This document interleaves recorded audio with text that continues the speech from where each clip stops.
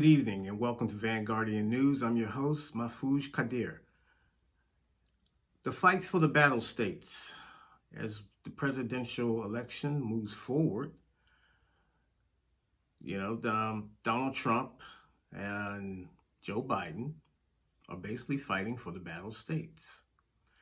Now, if people think Donald Trump is going with his popular vote, he's going to lose the popular vote. So the real fight is for the electoral votes. And we have some battle states. Florida for one, Pennsylvania, New Hampshire, and I believe Arizona is in play. So Michigan is in play.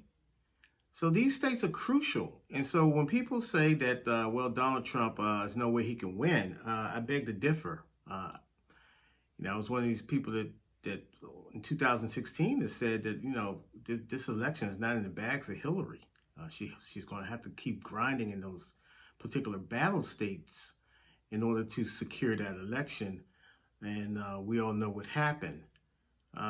Donald Trump is basically going to play for his base. All of his rhetoric from here on out is pretty much to rile up his base. His dog whistles is to rile up his base. Okay? So your vote is important. You should get out to vote.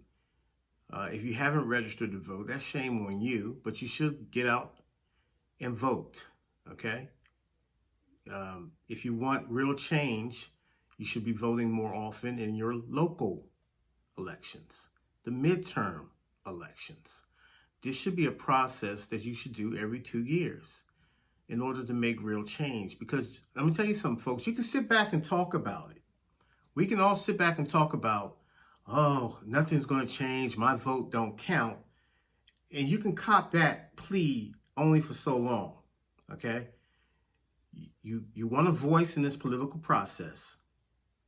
You want to make an impact in the political process, in this presidential election, then folks, you got to go out and vote.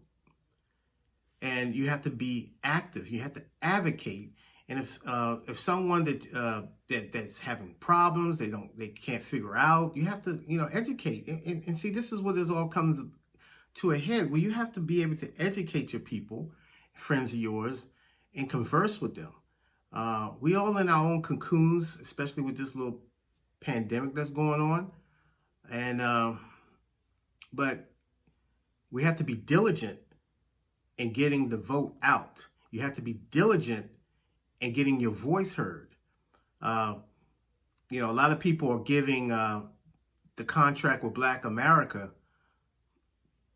what Ice Cube, all these issues about, this, that, and the other. How can he go with Donald Trump and meet with him? Well, how do you expect things to get done? If the election goes Donald Trump's way, and if you're a responsible person, you're concerned about your neighborhood, your state, your environment, your local district, when you have those concerns, you have to take them to someone. And if that person is a Republican or Democrat, and you're not registered to either one of those parties, or you're not a Republican or a Democrat, or you're more independent, you still have to negotiate with the person that is in play in the White House, in his administration.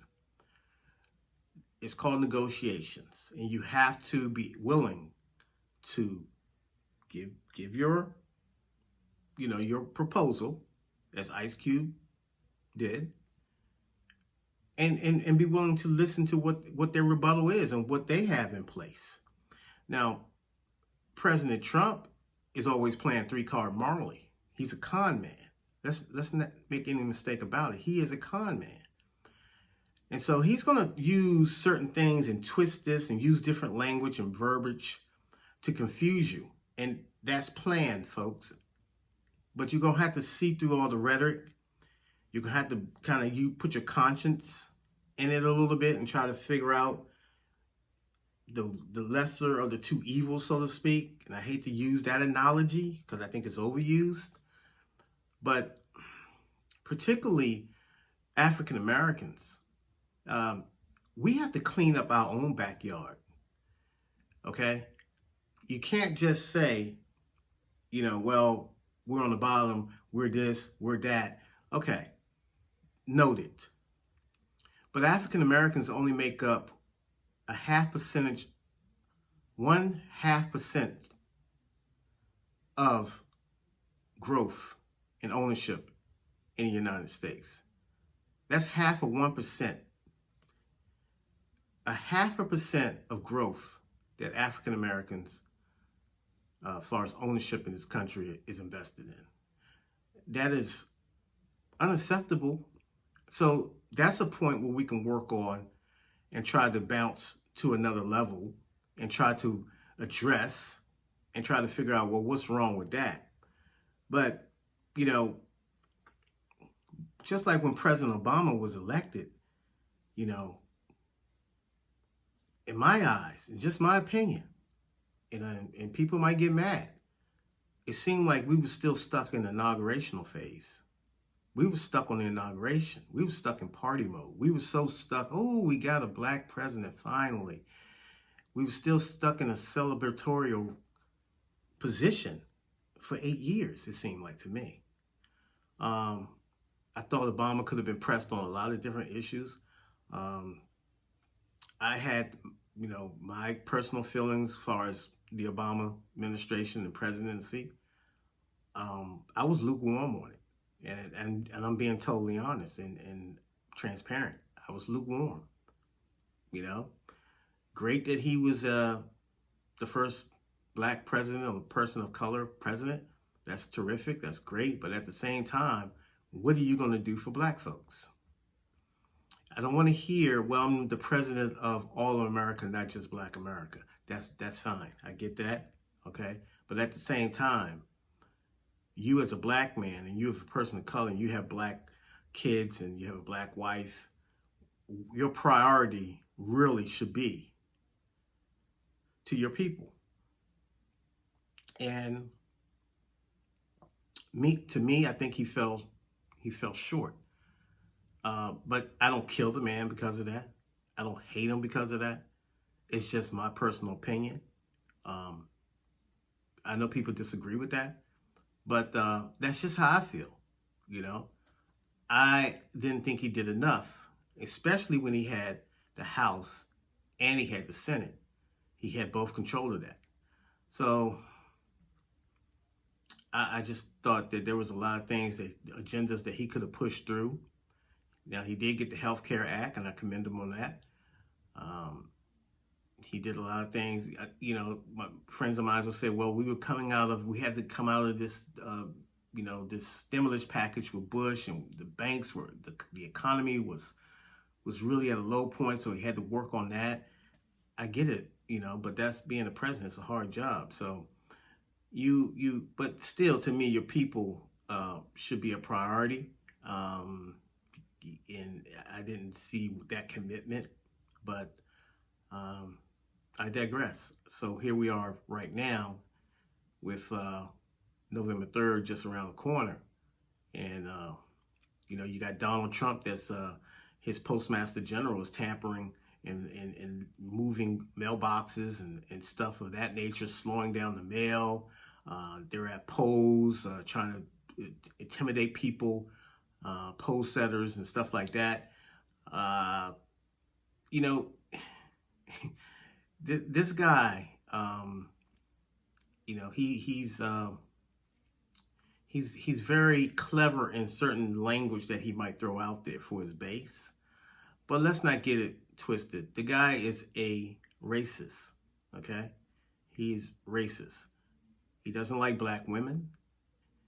Every time a black woman asks him a question in the press or challenge his policy, or he really has this vitriol where he likes to use this word. She's very nasty, or that's a dumb question. And so he likes to belittle people. And that's just who he is, and there's no getting around that. Um, but he is a con man. He's going to always be a con man. Uh, you just see with his policy on this pandemic with the COVID-19, he failed miserably. He can't even remember when he had his last negative test. He's sidestepping when he can remember. And if you can't remember something as vital and as important as that, regarding your health, Mr. President, then I'm gonna have to question your mental state at this moment. You have nuclear codes at your disposal, but yet when we ask you a simple question, when you're asked the press is asking you a simple question is, well, when was your last negative COVID-19 test before he, got inflicted with COVID-19?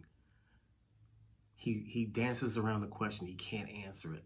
He says, I don't know. It's kind of flip with it. So Democrats should be harping on that.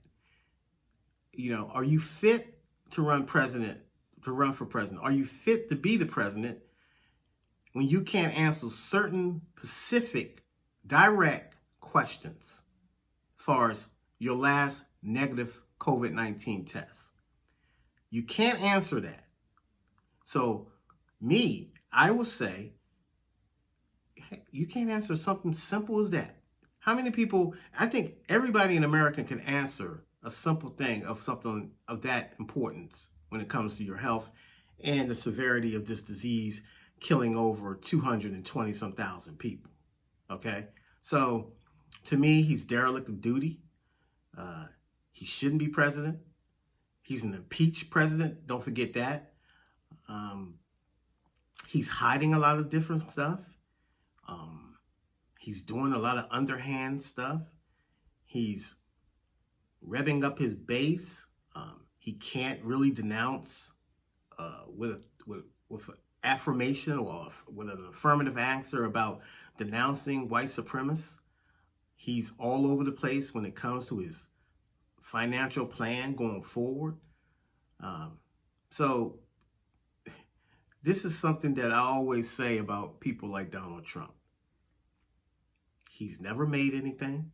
He's never produced anything. He's always, when something is already popped off or something is already hot, he jumps on it, trying to stand by that, to say that he was the one who did this. It's going to be the greatest thing that did that. It was the greatest. I'm the greatest this. I'm the greatest that. He's a narcissist. He's a xenophobic. He's a racist. And this is who he is. He won't be the first racist to have been in office. He won't be the last one. Okay? So this is your 45th president of the United States who's vying for re-election. But the biggest part of this is the battle states. And Joe Biden and Kamala Harris and their campaign is going to have to really hit him on,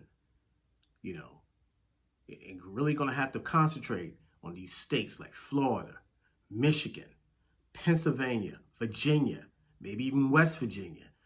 So a lot of different, he's angling for the electoral vote. And it's not out of the realm. I don't believe any polls out here. It's because Hillary was leading on every poll too. Popular polls, just what I'm saying. But in the battle states where it's important, ladies and gentlemen, you have to recognize we got to get something done in the battle states. And let's see if they can do it. So I don't know. But the vote, we have to get out and vote. We have to get out and vote. So that's just my thoughts on this week, and hope we can bring you more content. We appreciate if you took time out to watch this video. This was our first video on this channel. So we're going to try to come with the more political movement and more political news and more current events type of stuff, just to kind of spice it up a little bit, but mainly just the plight of people, Americans and people in this country. And we're just trying to get a feel of what America is going through, and particularly the youth, crime. So we're on the side of justice, and we just want to give you the real news, and we want to give you the truth as we see it. And if you want to comment and debate with me about certain situations, then I'm all for it. I love it. I love to go back and forth. I love to have a conversation about any disagreements that you feel that I said and you had some strong opinions, rebuttals against. So please feel free to engage with us. We love it. So that's it for me today, and I would just tell everyone thank you for watching again, and we're very excited about this channel on YouTube, and we hope that we can get, if you like this video, please like it so we can get the video up in the algorithms, and hey, and bring you more content going forward. And you know, hopefully we can go on this journey together to greatness. All right, thanks for watching.